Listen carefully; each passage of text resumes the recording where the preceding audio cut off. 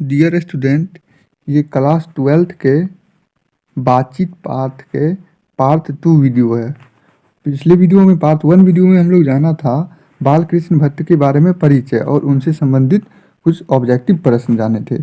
इस वीडियो में हम लोग जानने वाले हैं बातचीत पाठ के क्वेश्चन आंसर के बारे में, जो कि आपके बोर्ड एग्जाम में पूछे जाते हैं। 2 नंबर और 5 नंबर में पूछे जाते हैं।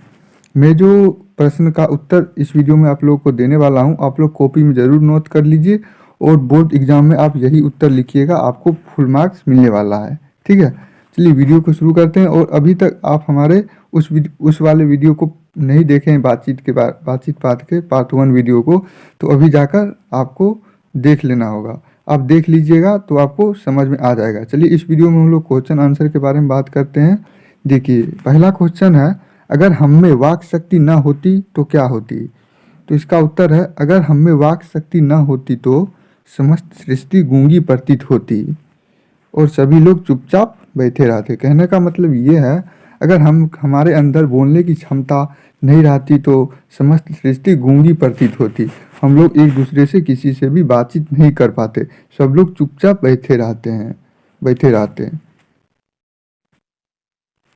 और हम जो बोलकर एक दूसरे के सुख दुख का अनुभव करते हैं, मतलब कहने का मतलब है हम लोग जो अपने मुंह से जो बोलते हैं, अपने सुख दुख को किसी दूसरे के साथ साझा करते हैं, तो वो हम लोग नहीं कर पाते यदि हमें वाक शक्ति, बोलने की क्षमता नहीं होती। और वाक शक्ति न होने के कारण एक दूसरे से कह सुन भी नहीं सकते और ना ही अनुभव कर पाते। कहने का मतलब ये है कि हम लोग एक दूसरे के सुख और दुख का अनुभव भी नहीं कर पाते, ये यदि हमें वाक शक्ति नहीं होती तो। चलिए अगला प्रश्न की बात करता हूँ। प्रश्न नंबर 2 दिया गया है, बातचीत के निबंध में बेन जॉनसन और एडिसन के क्या विचार है? चलिए इसका उत्तर है, बातचीत के निबंध में बेन जॉनसन का मत है कि बोलने से ही मनुष्य के सही रूप का साक्षात्कार होता है, यह बहुत ही उचित है। मतलब इसमें कहने का मतलब है बेन जॉनसन का इसमें कि मनुष्य जो बोलता है, जो बातचीत करता है, उसके गुण अवगुण के बारे में पता चलता है। बातचीत करने से ही हमारे गुण का अंदर जो गुण है वो सही रूप का पता चलता है। ठीक है, और जिनमें एडिसन का मत है, यहाँ पे एडिसन का मत यहाँ है कि बातचीत सिर्फ 2 व्यक्तियों में ही हो सकती है। एडिसन का यहाँ पर मत है कि बातचीत सिर्फ 2 व्यक्तियों में ही हो सकती है। असल बातचीत सिर्फ 2 व्यक्तियों के बीच में हो सकती है, जिसका तात्पर्य यह होता है कि जब 2 आदमी होते हैं तभी अपना दिल का एक दूसरे के सामने खोलते हैं। कहने का मतलब यह है कि यदि दो आदमी एक दूसरे से बात करते हैं तभी अपना दिल का बात एक दूसरे से को बता पाते हैं। ठीक है, सामने खोलते हैं। जब 3 हुए तब वह 2 की बात कोसों दूर चली जाती है। जब उसमें कोई तीसरा आ जाता है तो उन दोनों व्यक्तियों के बात कोसों दूर चली जाती है। कहने का मतलब ये है। और आगे कहा भी है कि 6 कानों में पड़ी बात खुल जाती है। यह है कि किसी तीसरे आदमी के आ जाते ही या तो वह दोनों, मतलब कहने का मतलब यह है कि कोई तीसरा इसमें आ जाता है तो उन दोनों की बात कोसों दूर चली जाती है। किसका मत है? एडिसन का मत है। अपनी बातचीत से निरस्त हो बैठेंगे, मतलब जो 2 व्यक्तियों के बीच में जो बातचीत होती है असल में वो अपने दिल के बात कह पाते हैं, और जब भी उसमें तीसरा आ जाते हैं तो उन दोनों की बात कोसों दूर चली जाती है। ठीक है, अब जानते हैं तीसरा प्रश्न। तीसरा प्रश्न दिया गया है, आर्ट ऑफ कन्वर्सेशन क्या है? देखिए उसका उत्तर दिया गया है, आर्ट ऑफ कन्वर्सेशन बातचीत की ही एक प्राकृतिक कला है। क्या है? आर्ट ऑफ कन्वर्सेशन एक बातचीत की प्रवृत्ति है, जो कि कला है बातचीत करने की। ठीक है, तो यह यूरोप के लोगों में ज़्यादा प्रचलित है। ये जो बातचीत है ये यूरोप के लोगों में सबसे ज़्यादा प्रचलित है। ठीक है, लोगों में सबसे ज़्यादा प्रचलित है। यह बातचीत की यह बातचीत की प्रवृत्ति पूर्ण शोभा काव्य कला की प्रावीण विद्वमंडली में है। ऐसे चतुराई के साथ इसमें प्रसंग हपेरे बात है कि जिन्हें सुनकर अत्यंत सुख मिलता है। मतलब बातचीत करने से हम लोगों को अत्यंत सुख मिलता है। ठीक है, साथ ही इसका अन्य सुहृद गोष्ठी है। सुहृद गोष्ठी की बातचीत की यह तारीफ है, ठीक है, कि बात करने वाले की जानकारी अथवा पंडिताई का अभिमान या कपट कहीं एक बात से प्रकट ना हो। ठीक है, बातचीत करने से सब कुछ पता चल जाता है। वरना कर्म में रसाभास पैदा करने वाली शब्दों को बरकते हुए चतुर साये अपनी बातचीत की सरस रखते हैं। इस प्रकार आर्ट ऑफ कन्वर्सेशन मनुष्य का आपस में बातचीत करने का उत्तम कला है, जिसके द्वारा मनुष्य बातचीत को हमेशा अनुमय बनाए रखते हैं। मतलब कहने का मतलब है ये जो बातचीत है वो यूरोप के लोगों में सबसे ज़्यादा प्रचलित है और ये आर्ट ऑफ कन्वर्सेशन से संबंधित है। चलिए अगला प्रश्न देखते हैं, प्रश्न नंबर 4। देखिए प्रश्न नंबर 4 दिया गया है, मनुष्य की बातचीत का उत्तम तरीका क्या है। जो मनुष्य जो हम लोग बातचीत करते हैं उसमें उत्तम तरीका क्या है, क्या हो सकता है, इसके द्वारा वह कैसे अपने लिए सर्वथा नवीन संसार का रचना कर सकता है। प्रश्न ये दिया गया है, देखिए इसका उत्तर जानते हैं। स्टूडेंट आप लोग ये जरूर नोट कर लीजिएगा, आप लोग को जरूर एग्जाम में काम आने वाला है। चलिए देखते हैं, मनुष्य में बातचीत करने के उत्तम तरीका आत्मा वार्तालाप है। मनुष्य अपने अंदर ऐसी शक्ति विकसित करे जिससे कारण वह अपने आसपास से बात कर लिया करे। मतलब मनुष्य के अंदर, कहने का मतलब यह है कि मनुष्य के अंदर ऐसी शक्ति विकसित होनी चाहिए जो आसपास की बात कर पाए, मतलब बातचीत कर पाए, अपने मन के अंदर जो बातचीत है वो कर पाए। ठीक है, आत्म वार्तालाप से तात्पर्य है क्रोध पर नियंत्रण करने कारण अन्य किसी युक्ति को कष्ट ना पहुंचाए। मतलब कहने का मतलब यह है कि अपने क्रोध पर नियंत्रण करके अन्य किसी व्यक्ति को कष्ट ना पहुंचाए अपने गुस्से से, अपने क्रोध से। ठीक है, क्योंकि हमारी भीतरी मनोवृत्ति परीक्षण नए नए रंग दिखाई करती है।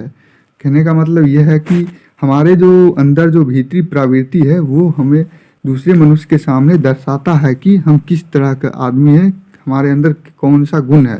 ये क्रोध पर नियंत्रण रखकर हम लोग ठीक कर सकते हैं। ठीक है, जो हमेशा बदलती रहती है। लेखक बालकृष्ण भट्ट जी इन मन को प्रपंचालक दिखाते हैं, जिसमें जैसा चाहा वैसा चेहरा देखना कोई असमंजस बात नहीं है।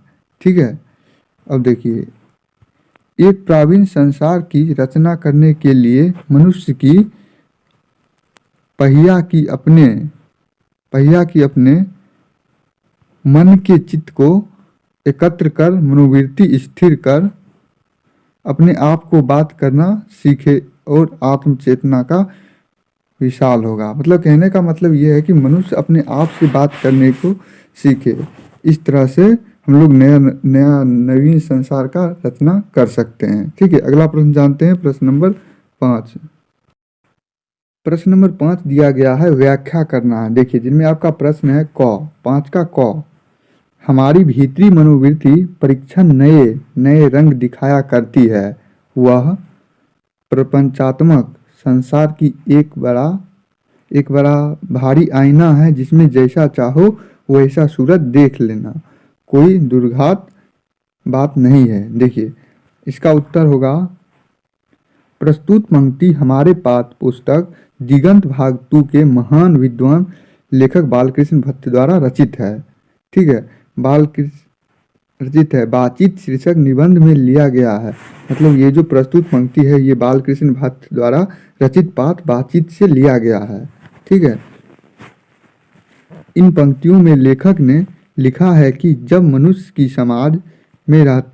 जिस समाज में रहता है वो वैसा ही सीखता है, वो वैसा ही भाषा सीखता है। कहने का मतलब ये है कि मनुष्य जैसा समाज में रहता है वो उस तरह का भाषा सीखता है। ठीक है। भाषा उसके विचार अभिव्यक्ति का माध्यम बन जाती है। मतलब वो जो जिस समाज में रहता है उस तरह का भाषा सीखते सीखते उस व्यक्ति का माध्यम बन जाता है वो भाषा। ठीक है। परंतु उसकी अंदर की मनोवृत्ति एक समान स्थिर नहीं रहती। मतलब उसके अंदर जो मनोवृत्ति उत्पन्न होती है वो एक समान नहीं रहती है। ठीक है। कहा भी गया है कि चित्त बड़ा चंचल होता है, मतलब मन बड़ा चंचल होता है।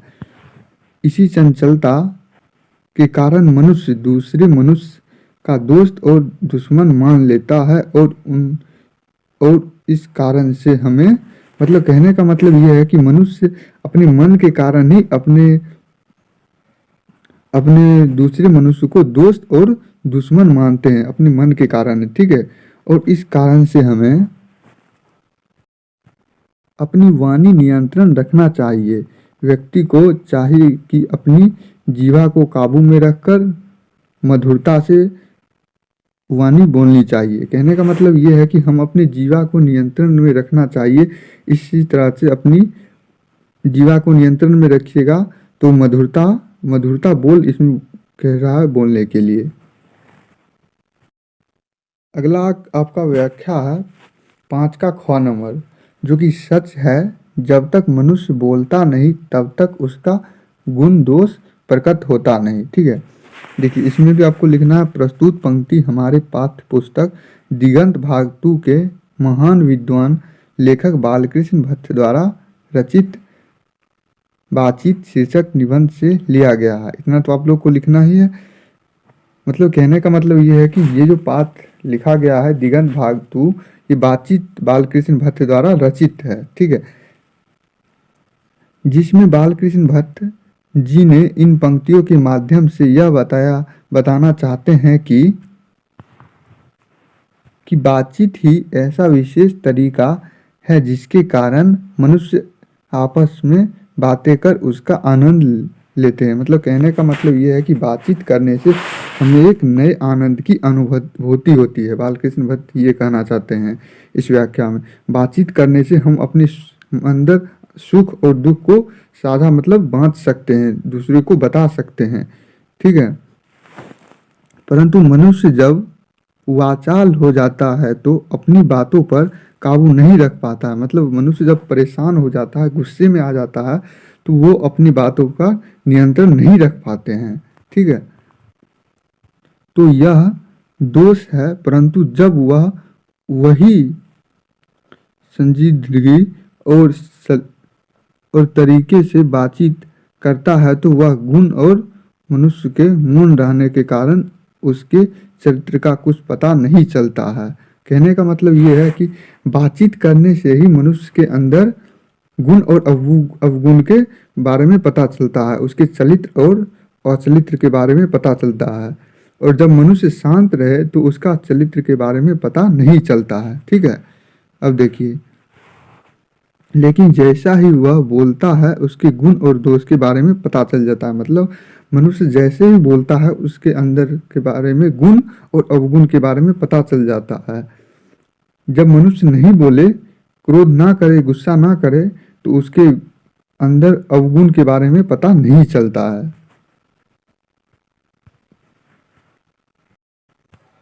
आपका अगला प्रश्न है प्रश्न नंबर 6, इस निबंध की क्या विशेषता है। मतलब ये जो बातचीत निबंध है इसकी क्या विशेषता है, इनके बारे में ये पूछ रहा है। तो देखिए जानते हैं इनके बारे में। फिर से रिपीट करता हूँ, यह निबंध की क्या विशेषता है। मतलब बातचीत जो निबंध है उसकी क्या विशेषता है, तो जानते हैं इसके बारे में। इसका उत्तर है, इन निबंध बातचीत के माध्यम से विद्वान निबंधकार बातचीत करने के लिए ईश्वर द्वारा दी गई वाक शक्ति को अनमोल बताया गया है। कहने का मतलब ये है कि ईश्वर जो हमें बोलने की क्षमता और समझने की क्षमता दी गई है वो किसी वरदान से कम नहीं है, ठीक, अनमोल है, अद्वितीय है। और और कहा है कि मनुष्य इसी शक्ति के कारण पशुओं से भिन्न है। कहने का मतलब ये है कि मनुष्य के अंदर जो वाक्य शक्ति, बोलने की क्षमता है और समझने की क्षमता है, इसी भिन्नता के कारण हम लोग मनुष्य से, पशुओं से ऊपर है, मतलब पशुओं से भिन्न है, अलग है उससे, ठीक है। और और बदकर है, पशुओं से बदकर है, वाक शक्ति के कारण ही पशुओं से भिन्न, अलग और उससे बदकर है, ठीक है। बातचीत के विभिन्न तरीके जैसे आर्ट ऑफ कन्वर्सेशन, हृदय गोष्ठी आदि के बारे में बताया गया है। मतलब मनुष्य के बातचीत से संबंधित आर्ट ऑफ कन्वर्सेशन, गोष्ठी आदि के बारे में बताया गया है, ठीक है।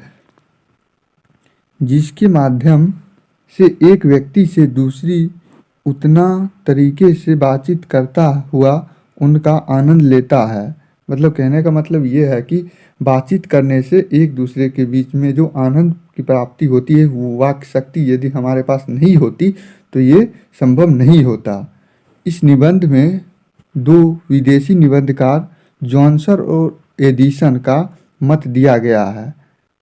जाने थे कि जॉनसन और एडिसन का मत इस बातचीत पाठ में दिया गया है, जिसमें जॉनसन ने ये कहा है कि जब तक मनुष्य बोलता नहीं उसके गुण और दोष का पता नहीं चलता।